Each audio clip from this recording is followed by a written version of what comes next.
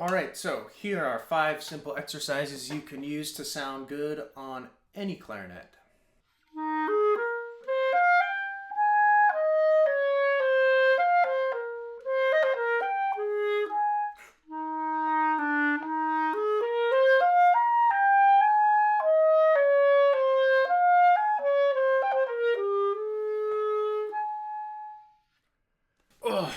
Alright, so exercise number 1 is simply going to be a long tone with a crescendo and a diminuendo.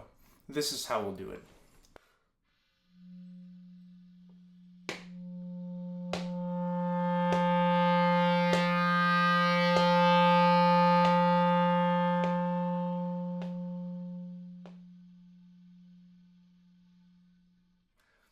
Start in a subtone, crescendo to fortissimo over 4 counts, then over another 4 counts, decrescendo to the subtone pianissimo.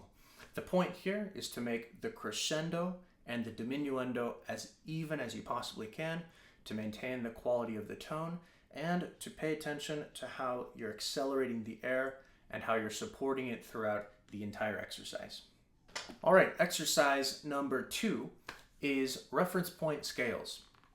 This is how it's done. First, start on a reference point. We'll start on the low reference point. We're going to play a scale going all the way up and all the way down. Only move off the reference point once you've filled up the note and made the most beautiful sound you possibly can. Then try to simply carry the sound through the rest of the notes.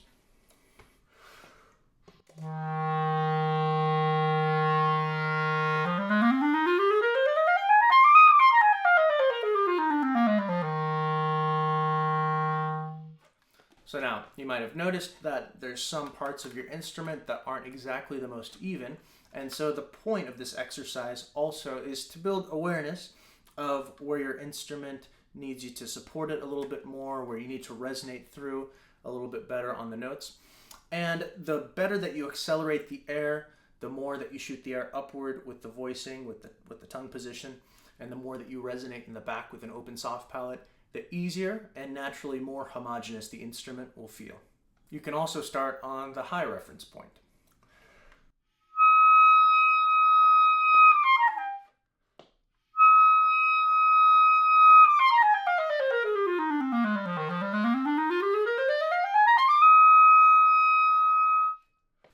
Man, this clarinet is very dysfunctional. I actually have it taped right here. I don't know if you can really see it, but this thing is literally taped together.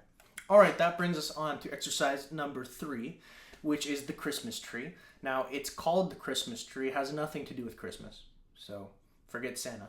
The reason why it's called the Christmas tree, you start at the bottom of the instrument, you do intervals going all the way up an octave, then you restart there, do an octave up again, all the way till you get the top, and then once you're at the top of the tree, you go down all the way back down.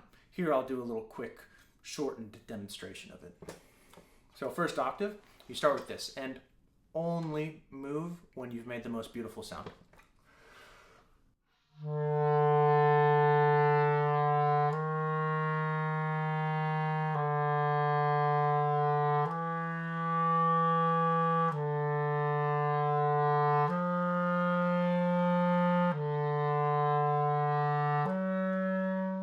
So then you go up to the next E, so just to speed it up.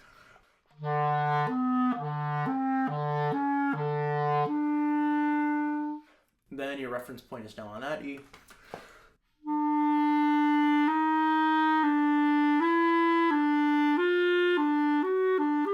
Go up to the next octave.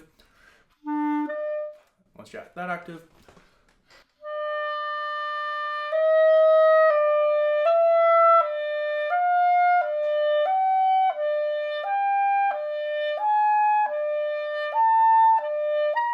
all the way up. Then once you reach the high E, then you're going to use the top reference points. So you're going to go down.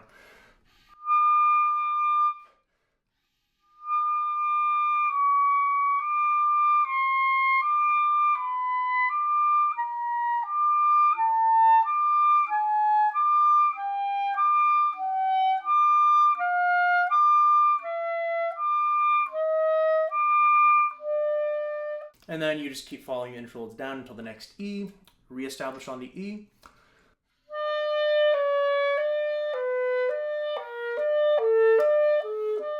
Next E.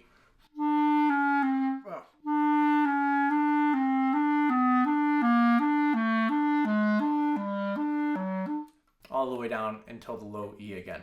The point is to play every note with the same resonance and the same beauty as that low, long E. All right, the next exercise that we're going to go over is the high side D exercise, which unfortunately I'm going to have to ditch this clarinet for because it's a little too dysfunctional for it.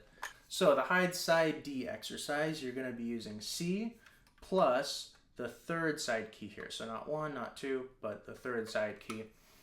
Play C, try to open up the throat, add the third side key, and try to match it as closely to the normal front D fingering as you can.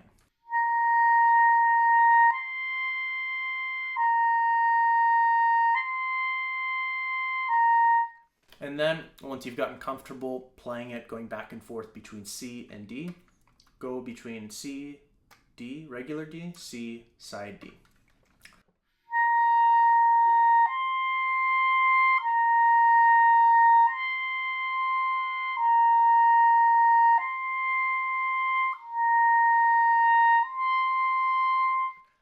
So you'll need to keep the throat super open to make this speak well. Then the last exercise to go over is simply anything where you're jumping harmonics. So you're going to overblow from the fundamental pitch. Take E, for example, without the register key. Go.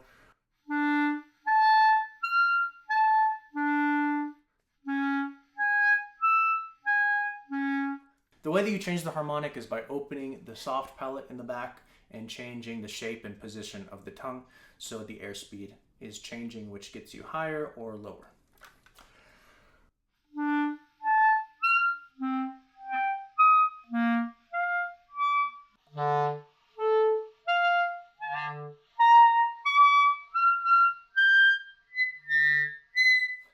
So the more easily you can access the harmonics, the better you'll be able to color the sound with the harmonics. It'll give you more characteristic sound, and it'll be cool.